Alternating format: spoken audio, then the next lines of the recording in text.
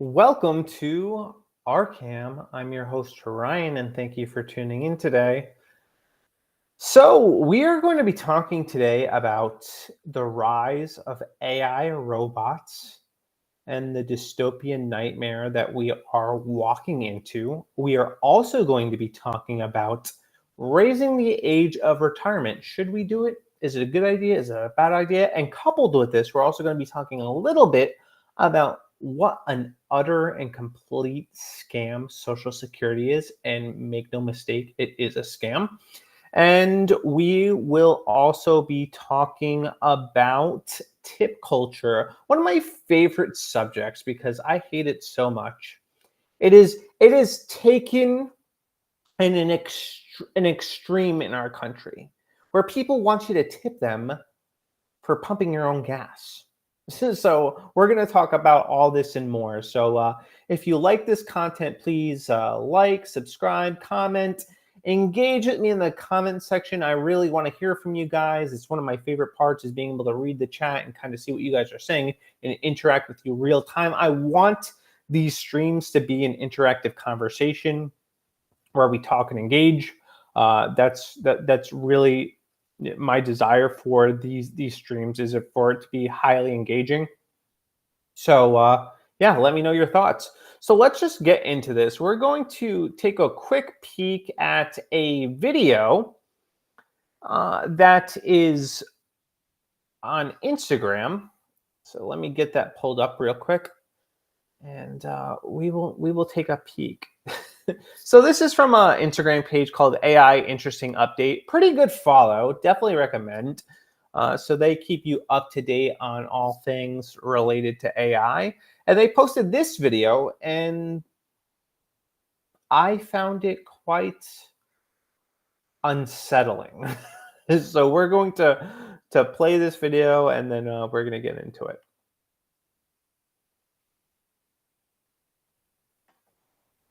Hey. I see a red apple on a. All right, let me walk that back real quick. All right, let's try this again. No, not that video. Hey, Figure One, what do you see right now? I see a red apple on a plate in the center of the table, a drying rack with cups and a plate, and you standing nearby with your hand on the table. Great, can I have something to eat? Sure thing.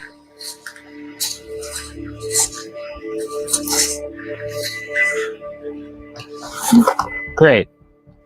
Can you explain why you did what you just did while you pick up this trash? On it. So I gave you the apple because it's the only edible item I could provide you with from the table.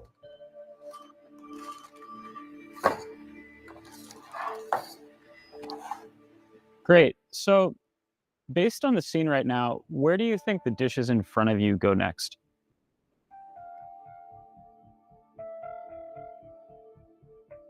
The dishes on the table, like that plate and cup, are likely to go into the drying rack next. Great. Can you put them there? Of course.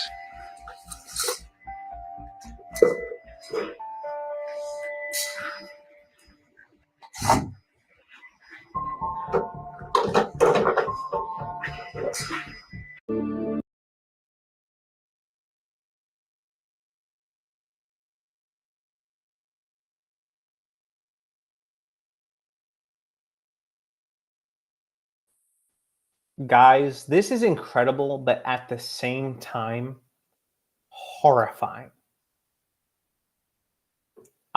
It is blowing my mind that our artificial intelligence has grown in leaps and bounds in the short amount of time that's been available. So this thing is powered by ChatGPT, and it only has minor delays, very minor. We're talking a couple seconds. And this technology is fairly new. So I can only imagine what this technology is going to evolve into. And it'll only be a matter of time, and not a very long time, before this technology is so sophisticated that that it it is as close to a human being as possible, where your average person wouldn't be able to tell the difference. It's seriously concerning. It really is, because we don't even understand. We don't understand the implications of these phones. So you couple, you take, a leap forward, and now we have artificial intelligence, which we also don't really understand. And I don't, I can't even tell you what this means for humanity. It's going to change society in ways that we can't even imagine.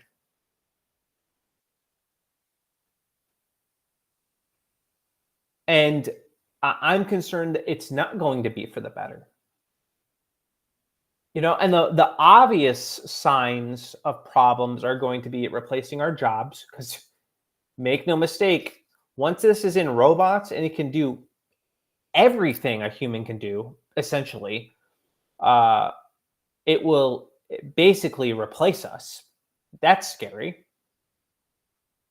And I hate to imagine if these things become sentient. It is concerning to me, because of how rapidly they are evolving. And I anticipate they're only going to increase in their sophistication. I want to play Regular Man Ministry, Skynet. Yeah. What was once science fiction is now a reality. This is stuff we watched in the movies. Our technology is almost right at the cusp of being something we would see out of iRobot. And that's not an exaggeration. I'm not being hyperbolic. That's where we are. Our technology is almost at the point where our robots, our AI, is almost as sophisticated as what we've seen in iRobot. And if you all have seen that movie, you know how that goes. I want to play another clip from the Joe Rogan podcast. He invited this gentleman to speak. His name is Ray Kurzweil, and he believes that AI will achieve human-level intelligence by 2029. So, in other words, not in the very near future. So we'll play this clip. We'll talk about it a little. I don't know if I'll play the whole thing. We'll see. But let's give it a listen. They've invented moves. Yeah. AI has invented moves that have now been implemented by humans. Right. In a very complex game that they never thought that AI was going to be able to be, because it requires so much creativity. Right. Arthur, we're not quite there, but we will be there.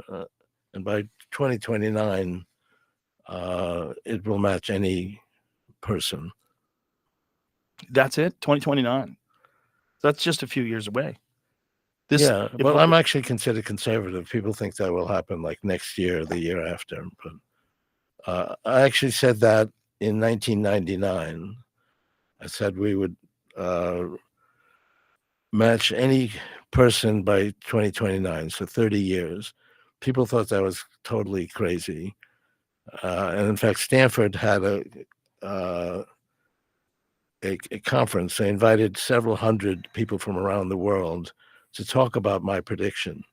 And people came in, and people thought that this would happen, but not by 2029. They thought it would take 100 years. Yeah, I've heard that. But I think people are amending those. Is it because human beings have a very difficult time grasping the concept of exponential growth? That's exactly right. In fact, still economists have a linear view. And if you say, well, it's going to grow exponentially, they say, yeah, but maybe 2% a year.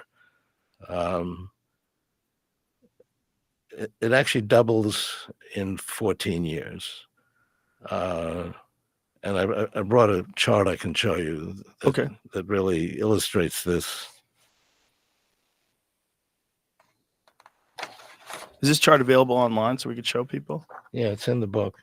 But is it available online, that chart, where Jamie can pull it up and someone could see it? Just so the folks watching the podcast could see it too. But I can just hold it up to the camera. Pull it up on the pictures they sent. What's it called? What's the title of it? It says price performance of computation 1939 to 2023. You have it. Okay, great. Jamie already has it. Yeah, the climb is insane. It's like San Juan Mountains. What's interesting is that that's an exponential curve, and a straight line represents exponential growth. And that's an absolute straight line for 80 years. Mm.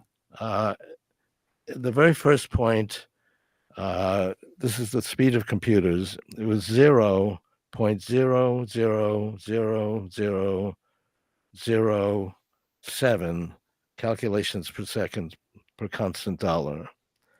The last point is 35 billion calculations per second. So there's a 20 quadrillion fold increase in those 80 years.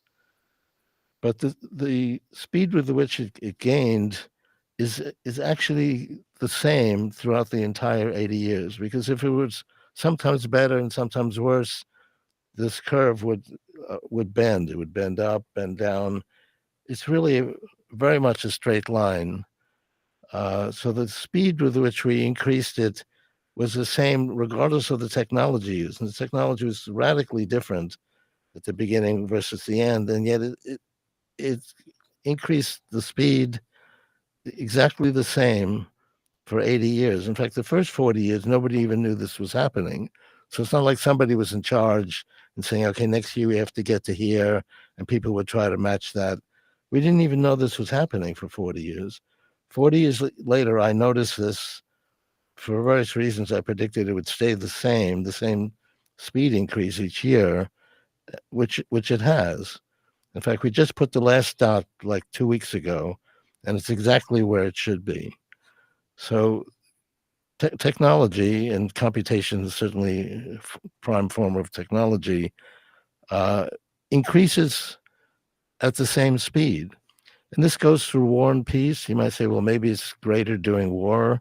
No, it's exactly the same. You can't tell when there's war or peace or anything else on here. It just matches from one type of technology to the next. Yeah, so it seems like technology is just growing at an ever rapid rate, and it's just increasing and increasing and increasing. And as Joe Rogan said, it has exponential growth, and it's just been pretty much a straight line up, man. And I don't know quite what the implications are for mankind as this technology continues to evolve, and what it's going to look like. I mean, we see now that by 2029, their predictions, and they think it could be sooner. It's going to be AI is going to be on the same level as human beings, and that's by 2029 or sooner. So what is it going to look like by 2035? It's going to be likely far superior than human beings. And then we have a problem. We already have a problem. And we don't even know how this technology is going to impact us. We might have a subtle idea, but we don't know the grand scheme of things. And I think, unfortunately, I do think Pandora's box has been opened. I mean, it's like we have unleashed Ultron on the world, and we're just kind of waiting to see what happens. And it's a little unnerving, a little unsettling. We can see the immediate results, that would happen if this technology, or when this technology does take off. People are going to lose their jobs. I do suspect people will probably become quite a bit lazier because they'll be automating everything. I mean, everything you could imagine. Their dogs being walked, their kids being cared for, their chores being done. And you know, a question we should be asking is what is this going to do to the human spirit? You know, they expect that, you know, we will, you know, have more time to play, but when human beings are robbed of their ability to work, it does make me question what will become of it. How that will fare on the mental health of an individual and a society, people that are no longer working or producing or creating, but they have outsourced that to artificial intelligence. Regular man in the Rumble comment says, if you're premillennial, you can see AI being the B system. Yeah, I definitely think this plays a role in the B system. Absolutely, 100%. And one of my far out conspiracies is that you know, whoever is the Antichrist is going to heavily rely on AI technology to manipulate people. So we already know that social media companies can manipulate people using their algorithms. They do it now. They are doing it now. You know, that's why we're having this conversation about TikTok, because it acts as a propaganda machine for the CCP and is manipulating the masses. So we know that's already happening. So what happens when we give artificial super intelligence the ability to control platforms, or, you know, in cases like, you know, that Elon Musk is advocating for, hooking up Neuralink to our brains? What could that do to us? I can't imagine that will have a good effect. And I do suspect that our enemy, Satan, will use that to his advantage to gain control over humanity. You can say, hey, that's real conspiratorial, but it's not out of the realm of possibility with the way that technology is going. Why couldn't he use technology to manipulate mankind? It would give him instant access into who could buy, who could sell, who could trade. It would give him a bird's eye view of kind of what's happening with everybody. And it should be really alarming. So yeah, there's a lot of implications of this technology, the spiritual being one of the most concerning things, and being bought in or subjected to the beast system is something that we should be aware of, and we should be diligent, and we should have our eyes open because of what it could mean. And we need to be very, very careful. And again, something that I do think we need to be mindful of is what this technology is going to do to the human spirit.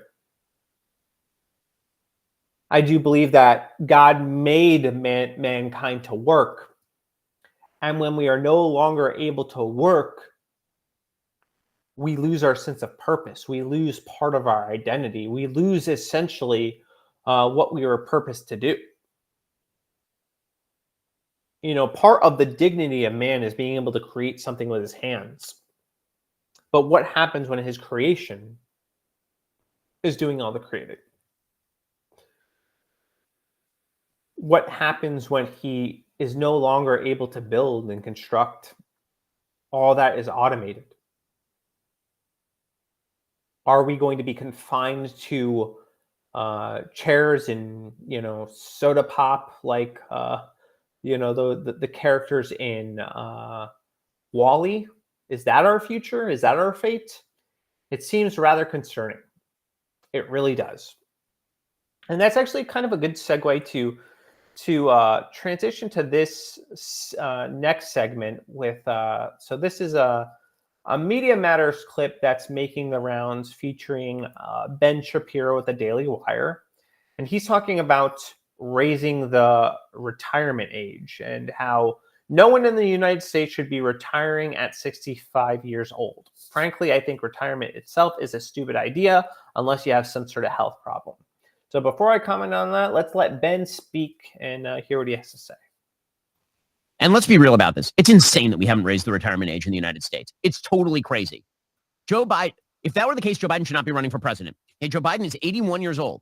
The retirement age in the United States at which you start to receive Social Security and you are eligible for Medicare is 65. Joe Biden has technically been eligible for Social Security and Medicare for 16 years, and he wants to continue in office until he is 86, which is 19 years past when he would be eligible for retirement.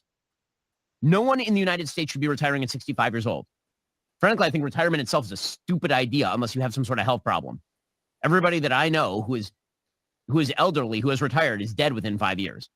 And if you talk to people who are elderly and they lose their purpose in life by losing their job and they stop working, things go to hell in a handbasket real quick. But put all of that aside, just on a fiscal level and on a logical level.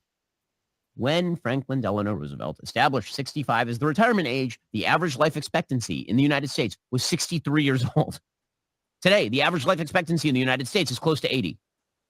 It's totally insane that you believe that you should be able to work from the time that you are essentially 20 to the time that you are 65, which is a 45-year period, pay in, and then you will receive Social Security benefits sufficient to support you and your family, you and your wife or whatever, for like another 20 years. That's crazy talk. That is not fiscally sustainable. The notion that if you have to raise the retirement age to 67 or 68, that everyone is going to fall apart. My parents are that age. My parents are not retired. And they shouldn't retire. It would be very bad for them to retire. By the way, it's disrespectful to people who are 67, 68, 69 years old to suggest that they are in the same shape as people who are 65 were in 1940. It's not true at all. Have you met a 65-year-old lately? 65-year-olds are not old in the United States. They're not. 68-year-olds are not old in the United States. Again, Joe Biden thinks he's not old, and that dude is running for president again, and that dude actually is old, and he's 81. I failed to see how a country in which our entire leadership class is 80 plus is telling you that we should have a retirement age of 65. It makes no sense at all. So in some ways, I do agree with Ben about the retire, and there's a couple of reasons. Because one, I don't believe at least for my generation, I don't believe Social Security is going to be there. I don't. I don't believe it's going to be there. I believe it's already been squandered. You know, I believe that. So I believe we're paying into a system that we ourselves will never benefit from. But I also think, going back to the conversation about AI, that we do find purpose in retirement. Now, I'm not saying that nobody should ever retire. I think it depends on kind of the career path you choose and the decisions that you make. But I certainly don't think that the rest of the country is responsible for paying for your retirement. I think that's something that ultimately should be our own responsibility. Which is why we shouldn't be forced to pay into Social Security. I shouldn't be responsible for paying for your retirement, and you shouldn't be responsible for paying for my retirement. I should be responsible for doing what I want with my own money, and if I choose to put it into a portfolio where I'm making a return on it, and I can retire if I want to, that's great. If not, if I want to continue to work, that's fine. But I do think there are problems there. One of my friends here, he's coming from Twitch, said he wants to retire at 33. And he said, "You're wrong, Ben." So a lot of people feel this way. A lot of people, Ben got dragged for this take. He really did. It was he was trending on Twitter for the past couple of days because of this take. But I do agree with them to a degree, because let's not kid ourselves. We've seen people retire, stop working, and then just die. And who gets that? Who gets their Social Security after they die? Certainly not their kids, not their family. No, I think Big Brother is counting on them dying. And maybe that's part of the reason they want them to retire early. And the point that he made with the life expectancy, I think that's actually a pretty solid point. Now, I personally have no desire to retire. I have no desire to retire, but a retirement for me would be like not working my day job and then working like full-time ministry, being active, And I think that's kind of the key. So if you are going to be somebody that decides to retire, you need to be active. My buddy is bringing up a point of a friend we know that retired, but he stayed very active. A Vietnam vet, very animated guy, and kept himself busy in the woods. And I think that's probably the most important thing. I'm not saying that we shouldn't retire. That's not what I'm saying, but I understand his argument. And I understand some of the concerns with Social Security. Actually, Matt Walsh started talking a little bit about this. So he said, Ben is obviously right about this, and all the people disagreeing are just emoting mindlessly without presenting anything that resembles a coherent argument to the contrary. His point about the age of our politicians is especially important. So people need to be able to retire on the taxpayer dime at 65, but the people running our country are 20 years older than that. It makes no sense. Yeah, if we are going to have this retirement age, then it should be consistent.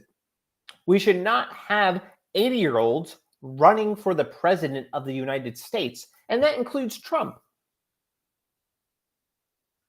But yet, we allow that. Why? That doesn't make any sense to me. Let's be consistent. If we want the retirement age to be 65, then let it be 65 for all people. And let's not let our country be run by dementia patients. That doesn't seem like a very good idea to me.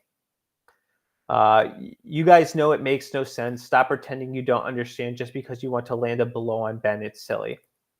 And he got into a couple of these exchanges. And this one actually kind of opened my eyes. So he's responding to this guy, Mr. Bubbles. The money that I will eventually take out of Social Security is not taxpayer money. It's my money. I put more into it than I will ever get out of it. That's true. And why are we okay with that?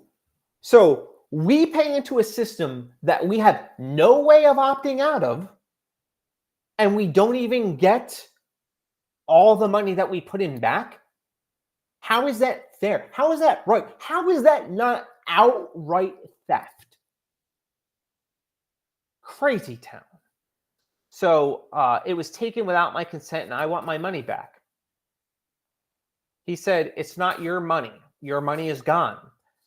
They are not saving your money in a special box somewhere to give it to you. It's gone. They stole it. The question is whether they should continue stealing money indefinitely from everybody or whether we put an end to this scam. I favor the latter option. Yeah, they did steal our money. And I don't think a lot of people recognize that. They stole our money. We're not getting that money back with interest. We're not even getting all that money back. And we, millennials, may not ever see a dime of that money. I have no guarantee that Social Security is going to be there for me when I retire. And then what? So I just had the government bleeding me dry the next 30 years? And I'm supposed to be okay with that? No, I'm not okay with that. It's theft. It's worse than taxes. At least I can somewhat justify taxes because maybe it's paying for public schools or something. But with Social Security, they're saying, I don't trust you enough to do what you need to do with your own money. So we're gonna save it for you, except you might not actually get everything back. That seems like a scam to me. If I got my Social Security, that was getting taken out of my paycheck against my will, I could be investing that money. I could be putting into a 401k. I could be putting into the stock market. I could be using it to pay my bills. I could be doing a million other things with it and at least seeing some sort of return. But when the government takes it from me and they do God knows what with it, I'm just supposed to be okay with that? And I'm supposed to trust that trust them that it's going to be there for me when I'm ready to retire? No, I don't think so. I don't think so. And I do think this whole discourse was good, actually, because it got people talking about Social Security and retirement, and maybe woke some people up to the scam that Social Security is, and that we are being fleeced for all that we got.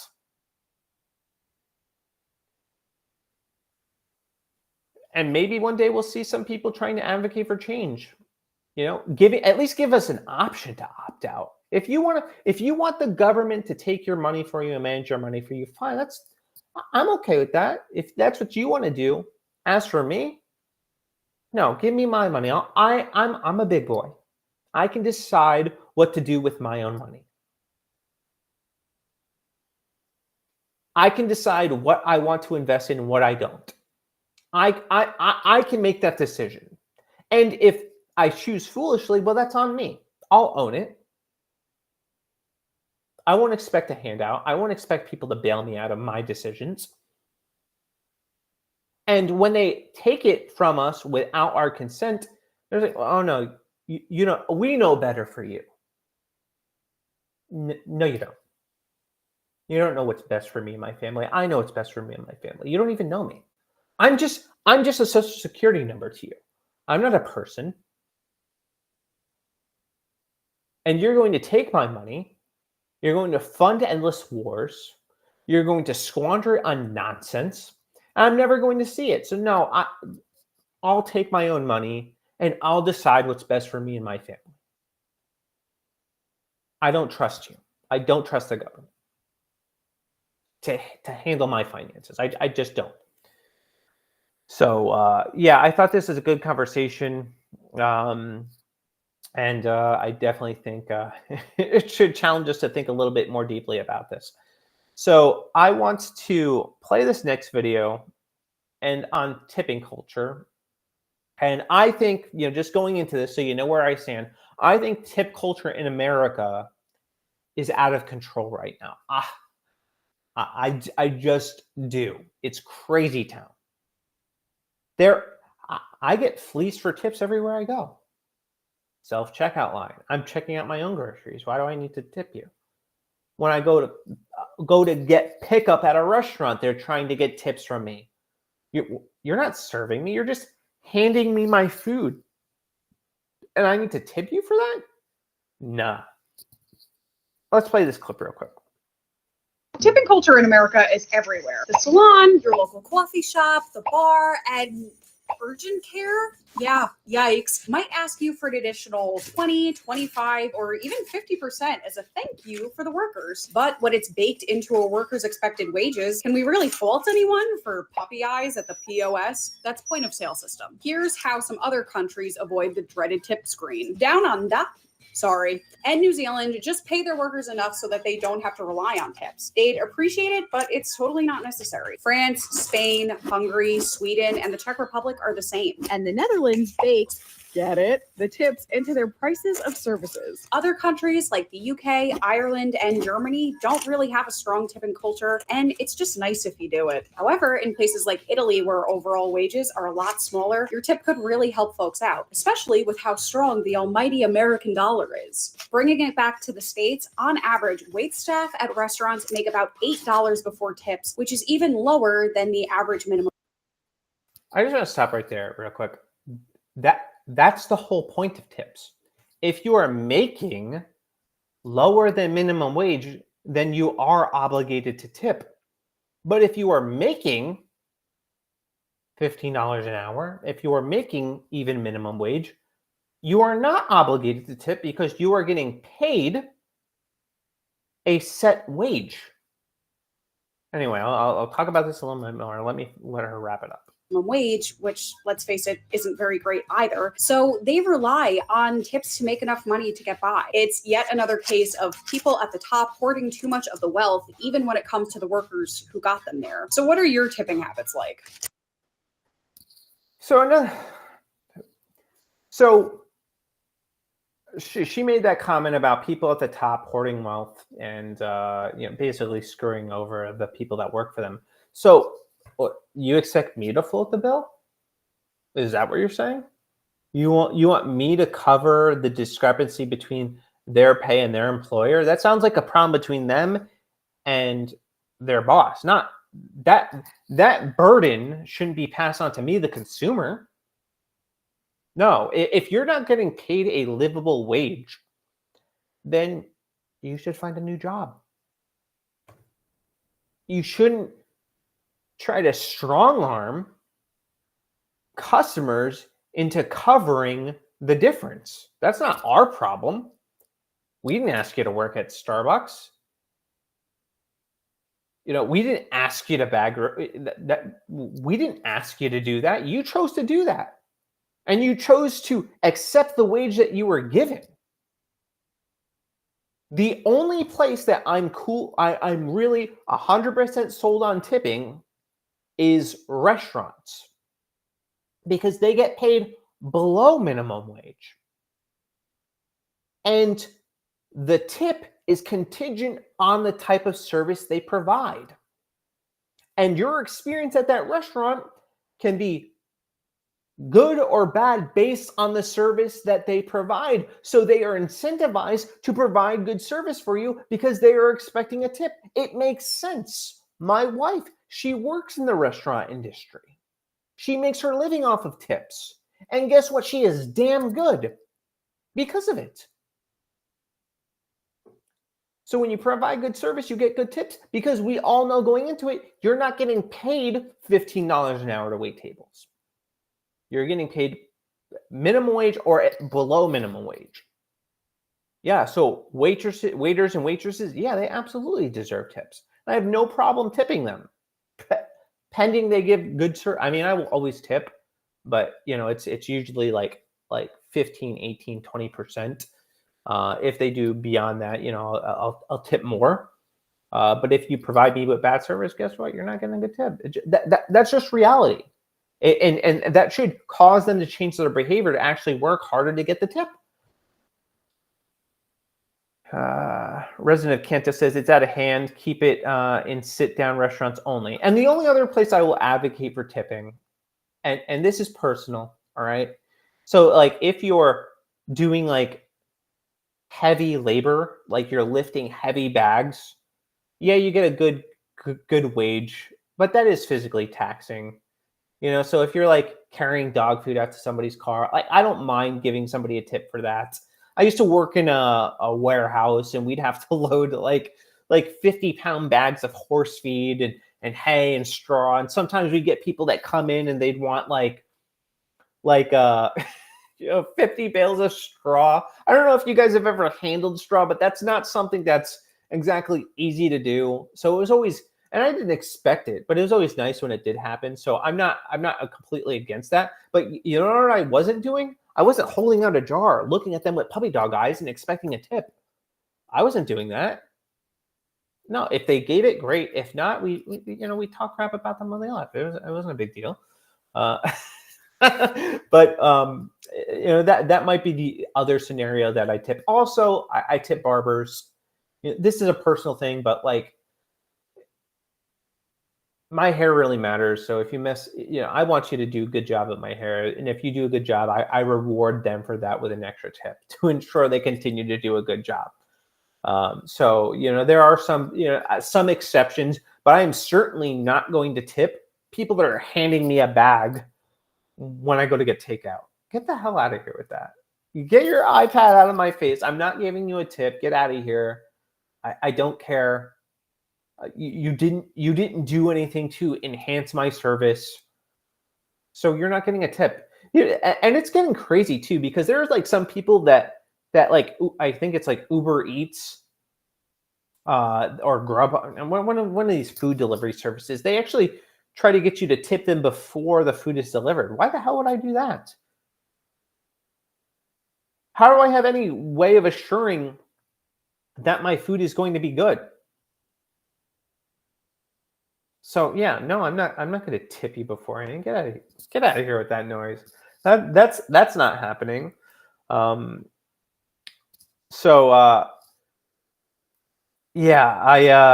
I want to talk about a couple more stories, and then we'll wrap it up. So I just want to comment on this one real briefly. So I don't know why people do this, man. I don't get it. Well, I do kind of get it. It's like peak narcissism. But this woman records what should be a personal moment between her and her son, but she decides, hey, I'm going to share it on TikTok for everybody to see. So let's watch this real quick. I'm so exhausted by you hitting me all the time and screaming. I love you so much, but you need to stop hitting me. I understand that you have a hard time. I understand. Okay? My mommy's so patient and loves you so much. You can't always kick me and slap me. I kind of understand why he's slapping her, because, like, stop being emotional. Calm down, mom. Chill out. I don't want to put you in timeout, okay? I don't want to do that. But I need to change the sister's diaper. You can't hit me while I do that. Mommy's mentally so tired. I try my best, okay, every day. She just continues doing this for like the next, 30 seconds, crying and talking to her son like he's a therapist instead of providing him with emotional stability. Could be postpartum depression. Could be. But I just don't get why somebody would post that on TikTok. Why would you post this on TikTok? If you're experiencing postpartum depression, it doesn't make any logical sense to say, I'm feeling really depressed right now, and I'm having this really vulnerable moment with my son. You know what? Let me record this for all the internet to see. It just seems like peak narcissism to me. It lacks genuinity, and it's something that she should not be doing. If she has problems, she should maybe talk to a therapist. I don't know if they'd be able to help, or a boyfriend, husband, what somebody close in her family that's not her child. Her child doesn't need to be shouldering that responsibility. And I do think we should get away from this culture where we think it's okay to post these intimate moments online for the whole world to see.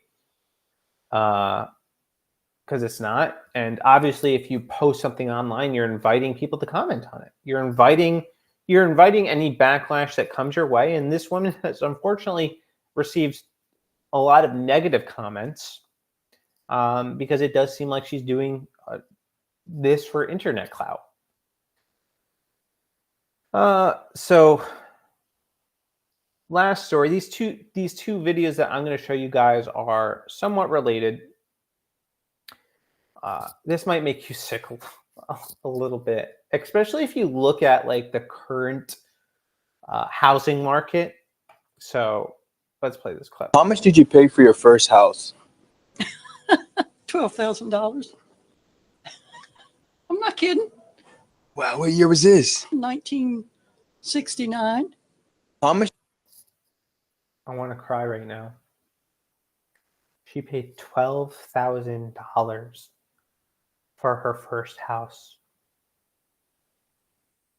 I have paid exponentially more for my first house. And I suspect her wages were probably pretty good. And wages have not increased with the housing market in modern times.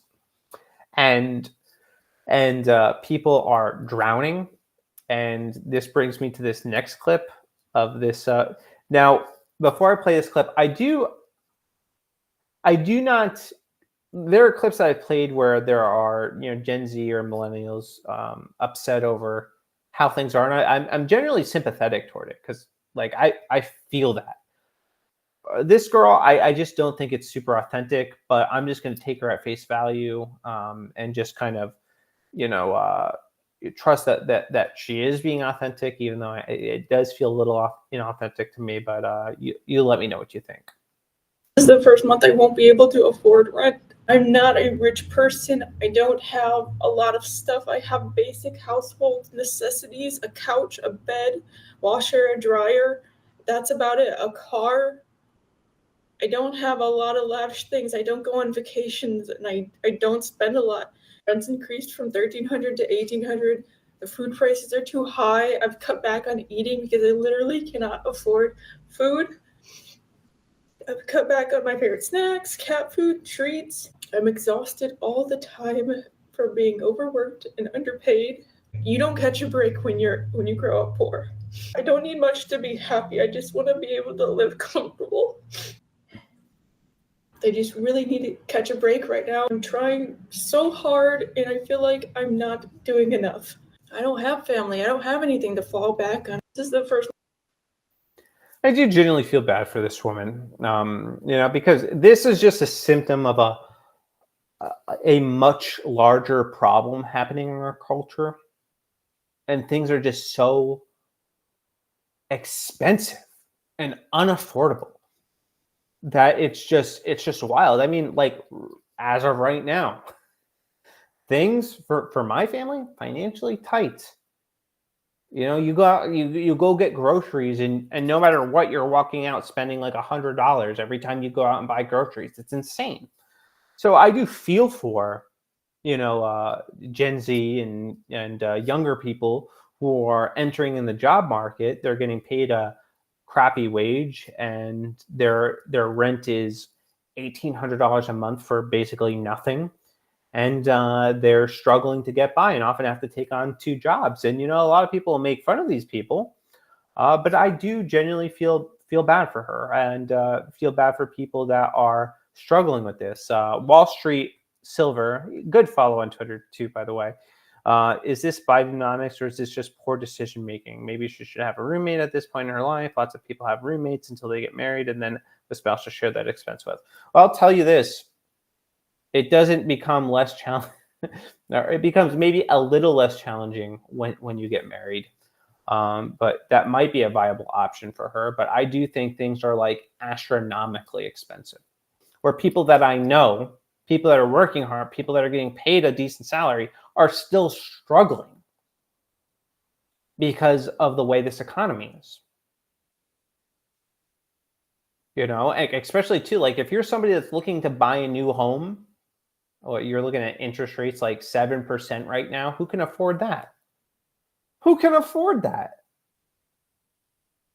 So yeah, and then the increase in houses, it just seems so out of reach for your average everyday American, and they're not getting a leg up, And then Biden talks about giving like a tax credit toward first-time homeowners are like $5,000. You know what that's going to do? Sounds great, except if banks find out that there are people getting qualified for $5,000 for their down payment, what are they going to do? Oh, we'll just make the house $5,000 more expensive. And they would probably do that even without the tax credit. So it doesn't really help. It just exacerbates the problem. And really what needs to happen is the cost of homes and the interest rates need to go down so that people can actually afford to live. Yeah. Radical idea. Bidenomics has been a complete and total disaster. People are reeling from it. I feel for this girl. I feel for the other young people that are struggling as she does. She's not the first person I've covered on this too. There's been other people that have just been having emotional breakdowns because of the overall cost of living. And it's just not sustainable. And eventually everything is going to come crashing down. And unfortunately, I do think that these young people and a lot of the middle class is going to take the brunt end of it. So, yeah, pretty bleak. But, maybe the good news is that at least we'll have like AI robots to handle business, maybe make some money for us. to help get us by as the collapse happens, until of course they take over and completely tank everything. So yeah. So I don't mean to leave this on a down note. And tomorrow I'm going to be having a conversation about an OnlyFans prostitute that we talked about in a previous episode, that has given a follow-up to her testimony. She shared that she had given her life to Christ. And I think it's a beautiful story of God's redemption and redemptive work. And I'm really excited to talk about that. So we'll cover that tomorrow, and some other topics. But that'll be all for tonight, guys. I appreciate you tuning in. If you liked this stream, please like, subscribe, comment, do all of the things that helps me out a great deal. I appreciate you guys, and I hope you have a blessed night. Deuces.